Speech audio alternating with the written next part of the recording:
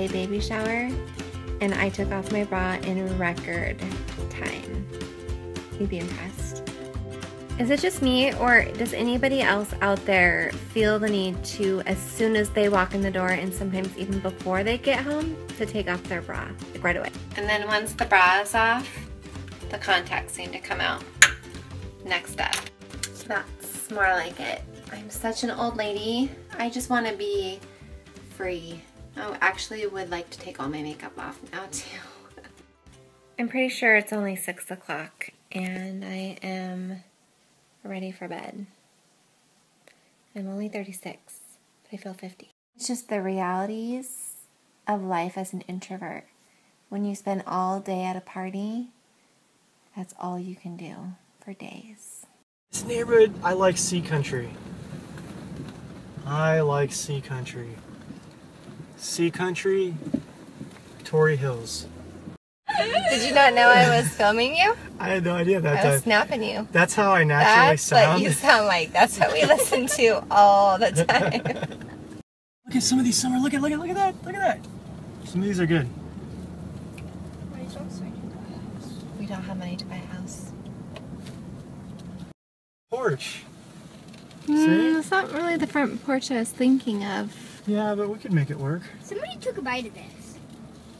Yeah. We're driving again through neighborhoods looking at houses, and this is my favorite neighborhood in San Diego, the air show. There's the front porch. That was okay. Look, there's one of the Blue Angels up there. Look. So loud. It's the Blue Angels, baby. Cool. See it? No. I like that one.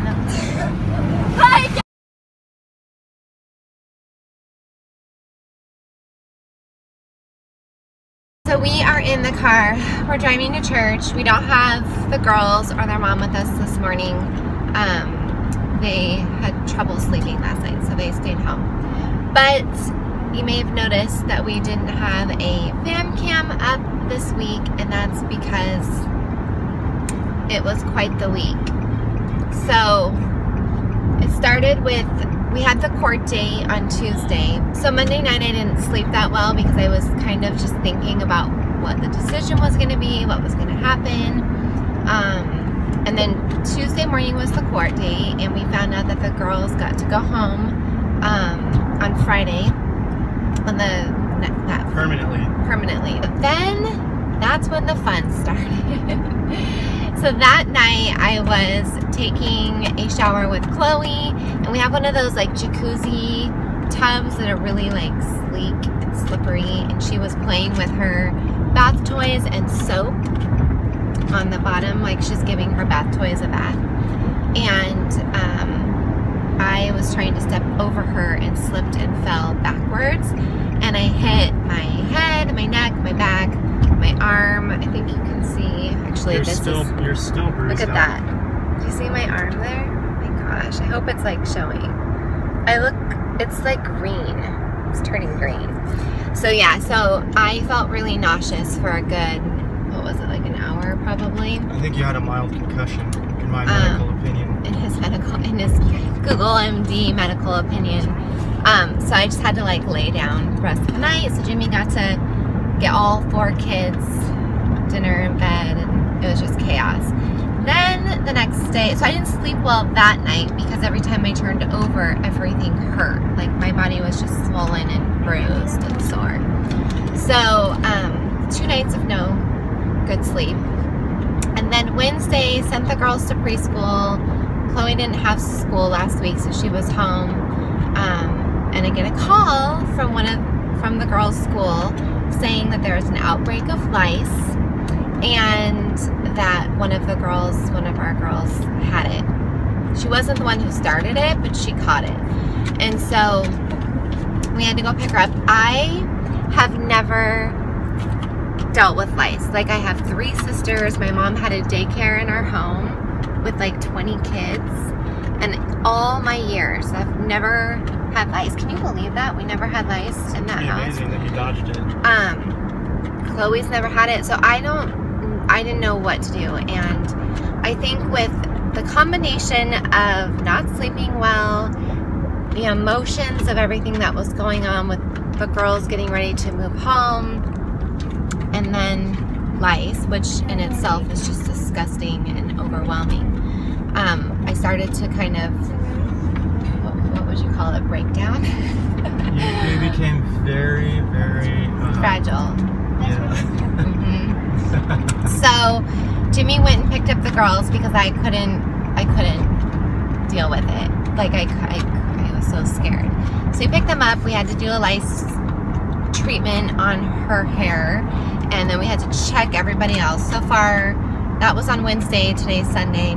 Nobody else has it. I have very thoroughly disinfected her house. Do you think? I'm pretty sure I haven't missed a single spot. I have washed everything.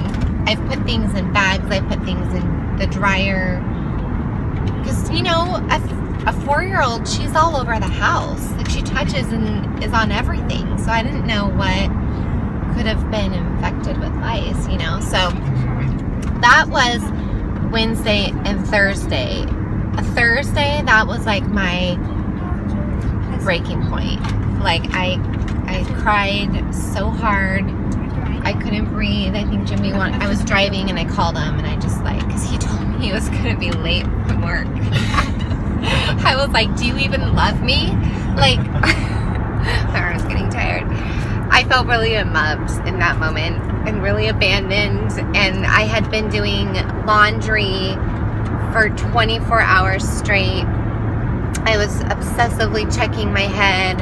I did a coconut oil treatment, coconut oil and tea tree oil treatment on my hair and Chloe's hair, and slept in it, and a shower cap, which that kept me up all night because every time I turned over I'd hear the crackle of the shower cap. I wish I could turn it around so you could see what it's like from my point of view, because I'm at work, just busy all day, completely super totally calm, and I answer the phone and you're sobbing, and I'm sitting there calm and just thinking, an hour after he was supposed to have left work, by the way. No. Yes, it was. It was. And so I pick up the phone to you sobbing, and I'm completely calm, not worried about anything, and I'm just sitting there thinking, what do I say? What do I do? He handled it really well. He stayed very calm, and he was like, I'm going to stay up as late as I need to. We'll get everything done. I'll help you with the laundry. I'll take care of everything. You just don't worry. So, anyway, so that happened. So needless to say, there was no vlogging this week. It was all just survival. And then I had to pack up all the girls, and I felt really sad. Like, I was just, with everything else, I just felt super sad that this is how it was ending. Like, I really wanted to do something special. I wanted to be extra cuddly and just have these special, in my mind I had, and of course we always have these things that we see it turning out like, but I did not see it as having them sit in plastic chairs, not on the couch, no hugging. Like, it just broke my heart that that's how it was ending. So that was part of my emotion. So we had to pack up the girls, all of their stuff, and then their mom came with a friend in a truck and picked up all their things. We gave them a couple mattresses so they would have a bed, and so she loaded all that stuff up, and then it was sad but it was also really like joyful because we have become so close with them. They still come to church with us. I feel like they're a part of our family, so we're still going to see them all the time. And it's a family that's whole again instead of a broken family. And I really feel like God is healing them all and doing a great thing in their life. And I'm excited to see it. And so it was exciting to see them go home, but it was also just it was kind of just sad. So we got back in the house, and all of a sudden, all emotions. Every single person in the house was completely crying. Wailing. It was like wailing and sobbing. Sobbing. The kids. Except for me, I'm standing there in the midst of all this, totally calm, just thinking, what do I do? What do I say? Were you sad, Taylor? What? Were you sad? About what? when the girls left. Chloe was really sad. She kept saying that she couldn't stop thinking of all the good times they had, which was, you know, was very sweet and touching, because she definitely had the hardest time of all of us, and it is a big part of the reason why I don't think we're going to be able to do this again. Well, not the only reason, but one of the reasons. And so it was really cool that even though she had a hard time in her heart, she still really loved them. Yeah, and had a different experience in her heart than what we saw on the outside. So that was really touching to see. So we all just sat there. Chloe couldn't, she was so upset, crying and sobbing, like wailing. She was the one crying the hardest. She couldn't eat her dinner. We just were all so emotionally exhausted that we went to bed relatively early. And that was our week. So you don't even need a vlog, because we just talked for 10 minutes telling you about what happened. And that is so the fam cam right there. Right here. Chloe and I, so far, we're clear. We have nothing. Their mom doesn't have anything. Her sister doesn't have anything, so that's good. Just cross our fingers that that stays that way. And then I think, I don't know, do you want to talk now about your thoughts on foster care? I can sum it up really quickly, that it was, we've always had a heart for kids. This was something we wanted to do, but there's nothing that anybody can tell you to prepare you for it, or to explain what it's like until you actually do it. And there's just really no other way to know until you do it. Yeah. And it's like marriage and parenting. It's like, you know, there's a lot of things in life like that, but overall, having finished the experience now and looking back, we feel that it's super obvious that God was working through the whole situation. We had the hard times, we had the good times, but in the end, you've seen the whole complete thing from beginning to end. We could not have asked for a better possible outcome. I mean, it was like could have ended without lice, though. That would have been. Except for that, but even that, we have this story that we'll be able to look back upon and laugh about. Yeah. You know? I'm not like, laughing yet. Remember the lice? That was so not funny. laughing yet. So the whole experience had its ups and downs, but definitely worthwhile. It can take a toll on your family because it changes the dynamics of your home immediately as soon as you bring somebody else in. And drastically. Mm-hmm. And we didn't even have a situation where our kids, girls had extreme issues. Yeah, I mean, these kids were good. They had no issues, you know. Like some kids have. They had some issues, but it wasn't. But nothing like what you hear about when you take all these classes. Like some of the kids have been abuse victims or suffered extreme neglect, and because of that, they have developmental delays. They have like violent behavior, social problems, and some of them have had exposure to drugs and alcohol in the womb. And other things. And they have like mental and physical problems because of that. I mean, these girls had none of that, so they had just seen some trauma, you know. So it really was a good experience. And then, you know, they move out, and it's kind of like a shock the other way, like with only 2 kids now everything just seems so different, and like it's weird, almost like an empty nest syndrome. Yeah. But we're glad that the girls are with their mom, because that's where they belong, you know, and they're so happy to be with their mom. And we just think about our kids being separated from us, how happy they would be to be back with us. Yeah. And that's what it's like for these girls. So that, although it's sad that they're not in our home anymore, I'm so happy that they're back with their mom. So we get to just be Auntie Summer and Uncle Jimmy, or you know, and like they call Taylor their big brother, and they call Chloe their big sister. So it's like, it's amazing. I was telling Jimmy, I'm like, it's so crazy that from the moment we first talked about doing foster care to doing the training, and how long the training, and even just because we went through a private They work with the state, but it's a private foster agency.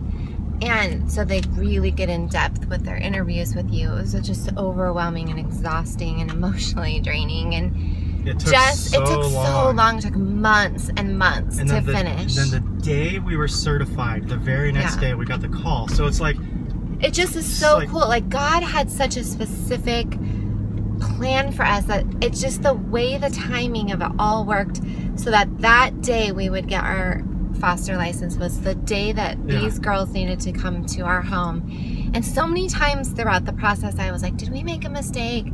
Should we not have done this? And I mean, think about this, Summer.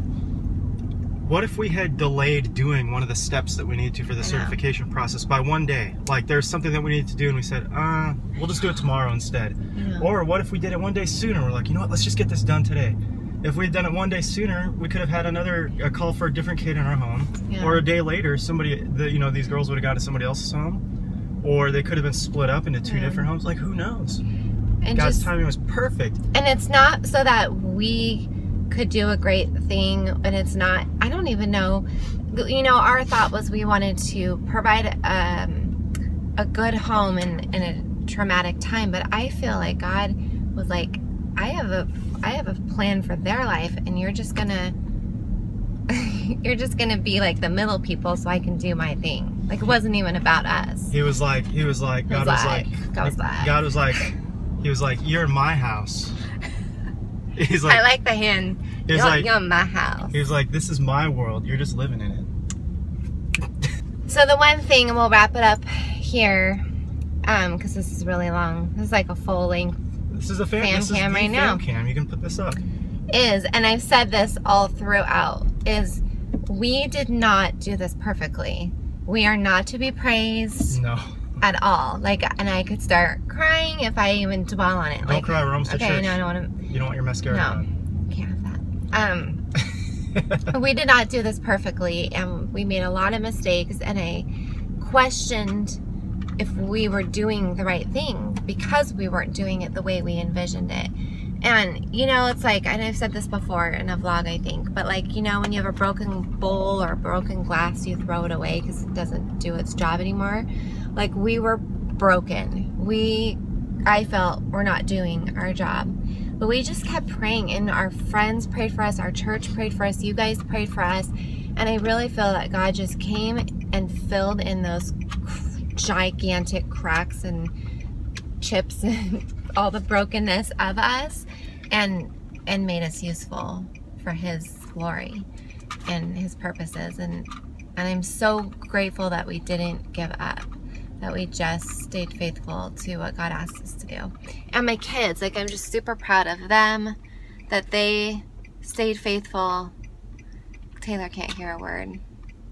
Chloe, are you glad we did it now? Do you think it was worth it? So yeah, all right, now we're almost to church. There you go, there's our fam cam for the week. Hopefully we'll get back on track next week. But thank you guys so much for your love and prayers and support throughout these last 8 months. It's gonna take some time to process it all. I think I have so many other thoughts and feelings. Probably a blog post will come out of this. But anyway, we love you guys. Have a good week, and we'll see you next week. Bye.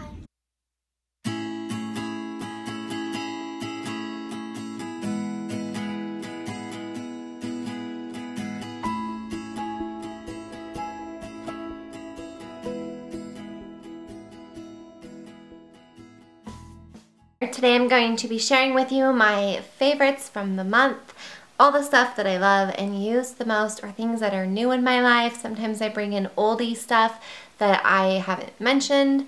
I just share with you the stuff I was most excited about using, or read, or watched. Just all my favorites. I think you get the idea.